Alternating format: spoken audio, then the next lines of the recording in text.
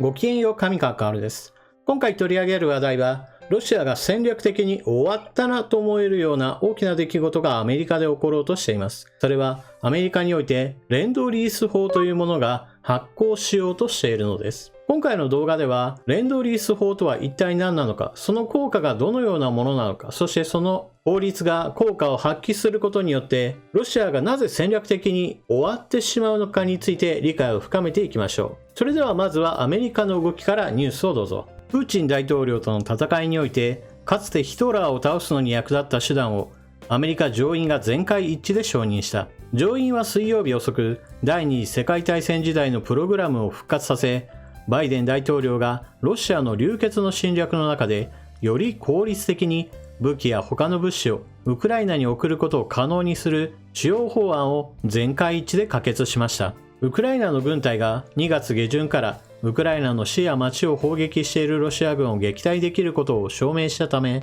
上院議員はすぐにレンドリースとして知られるこの提案に賛同するようになった。第二次世界大戦中に創設されたレンドリースプログラムは、アメリカが時間のかかる手続きのハードルをなしにして連合国に迅速に物資を供給することを可能にしたため、紛争におけるゲームチェンジャーとみなされたのである。アメリカとヨーロッパの同盟国はロシアの侵攻が自由主義秩序に対する存亡の危機をもたらすと考えている。また、欧米諸国がウクライナはロシアの侵略に対抗して勝利できると考えていることの表れでもある。議会は最近、ウクライナに対する140億ドル近い軍事・人道支援を承認し、その一部はすでに支給された。火曜日には国務省がジャベリンミサイルなどに対する1億ドルの追加資金を発表し、2月24日のロシア侵攻以来の安全保障支援は合計17億ドルに達したという。2022年のウクライナ民主防衛トレンドリース法は、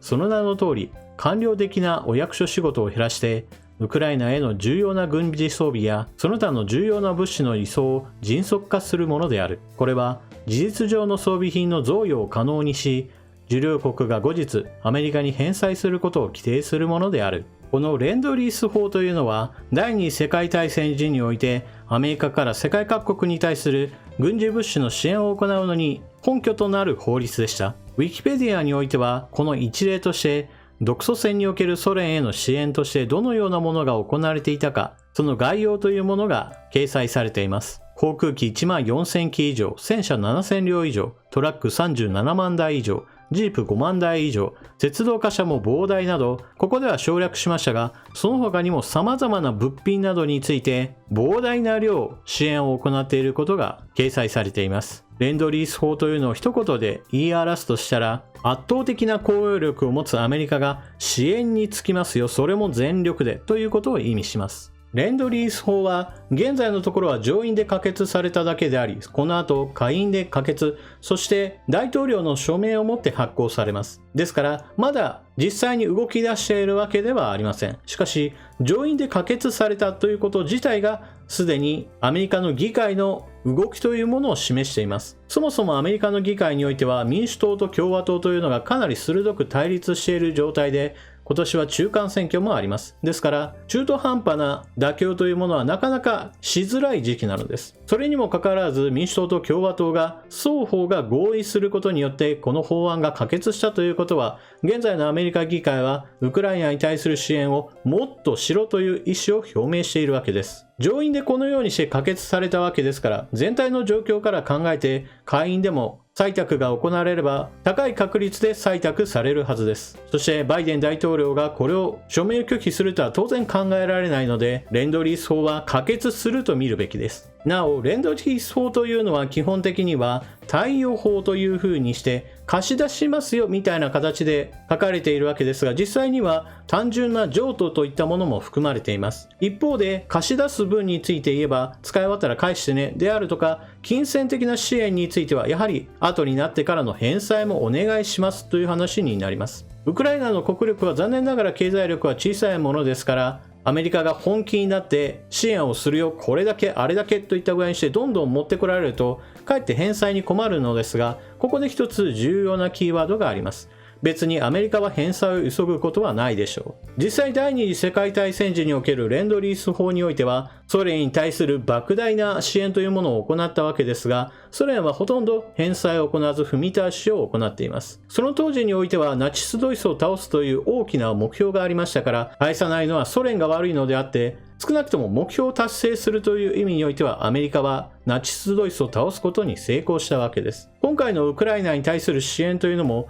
目的としては別にウクライナを貸し付けまくってそれによってウクライナを破綻させるという目的があるわけではありません。ですから返済について言ってもおそらくは非常に長期の返済というものを求めてウクライナが破綻しないようにするでしょう。例えば日本などを例にすれば日露戦争の時の戦時交際による戦費調達といったものがいい例となるでしょう。その当時日本は国力的には非常に貧弱でしたからロシアとの全面戦争というのは非常に厳しいものでした。ですからなんとか戦費を調達しなければならないとイギリスやアメリカで戦時交際を主にユダ資本などを中心として売りまくってそれによって戦費の 40% 程度を確保したと言われています。当然のように日本にとってはそれを一気に返すとなればとんでもない財政負担になるわけで厳しいのですが、実際のところは細かく返済を続けるという形に切り替えることに成功して日露戦争から80年以上だった1986年にこの時の戦時交際の返済が完了したそうです。この辺りのことは麻生副大臣が以前話をしていたのでおそらく嘘ではないでしょう。つまり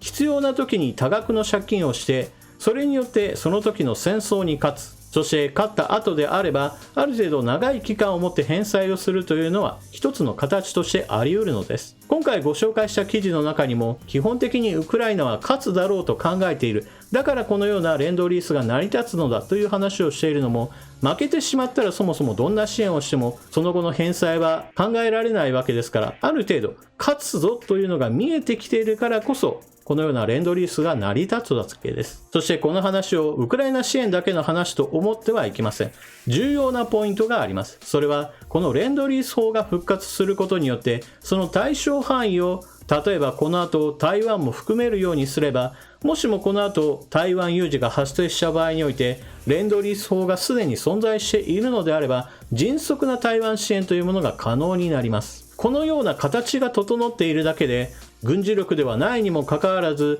まるで抑止力のようにして中国に対する牽制になり得ると私は思います。このように非常に高い効果が期待されるレンドリース法が今まさに発行に向けて動き出しているというこの状況を生み出したのはプーチン大統領自らの行いのせいです。このレンドリース法が第二次世界大戦時一体何に用いられたかといえば、それはナチスに対する対抗手段の一つだったわけです。そして現代においてナチスと化しているのがまさにプーチン大統領なのです。今から言うことは決して私の妄想話ではなく、プーチン大統領自身がそしてロシア国内での報道をもとにしてお話をします。プーチン大統領はゼレンスキー政権に対してナチス政権であると批判を行っています。ナチス政権であるからウクライナは非ナチ化しなければならないと発言しています。ここでいうプーチン大統領のナチスの定義というものは私たちの考えとは違っていることをまず最初に述べておかなければなりません。プーチン大統領の言う現代におけるナチスというのは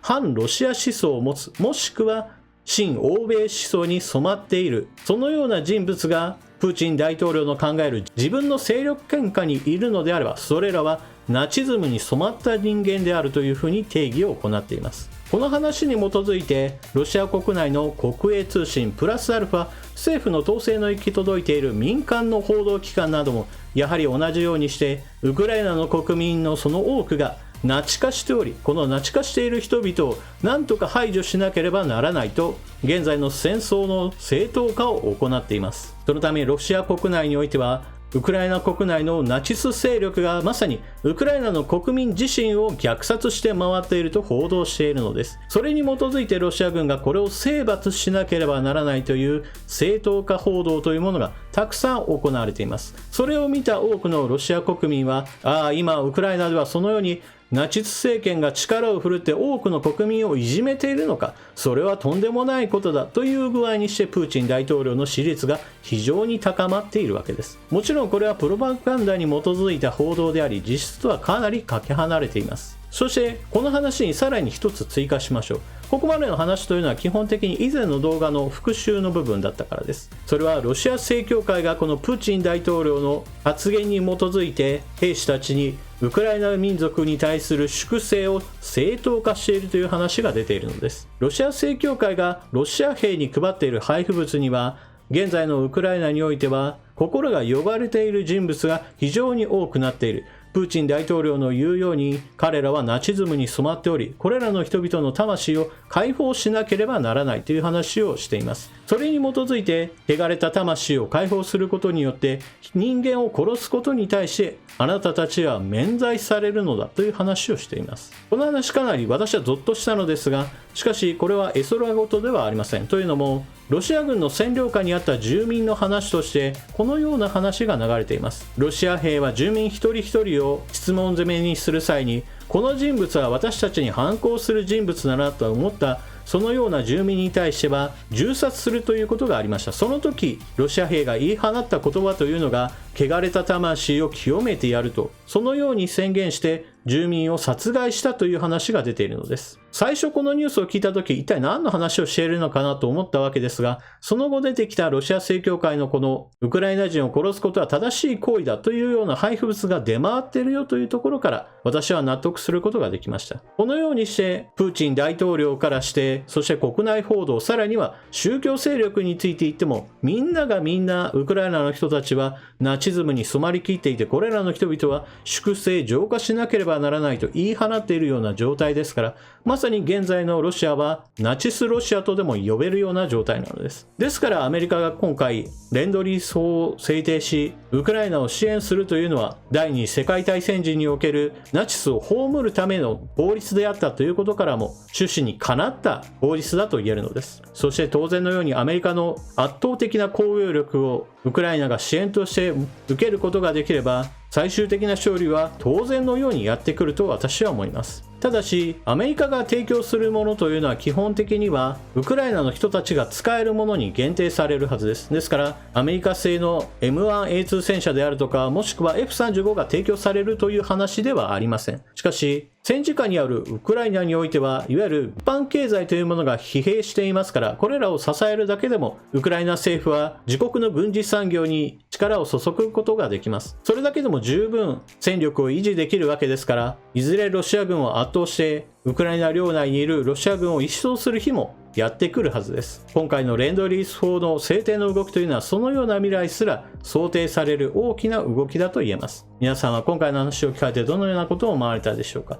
ぜひともコメントしていってください。それでは動画の最後までご視聴いただきありがとうございました。チャンネル登録していない方はぜひともチャンネル登録を。また参考になったなと思う動画についてはぜひとも拡散をしてくれると嬉しいです。プラスアルファとして動画にしていないニュースなどについての一言コメントなど Twitter などでは発信していますから、 Twitter アカウントのフォローなどもぜひともよろしくお願いします。それでは次の動画でまたお目にかかりましょう。またね。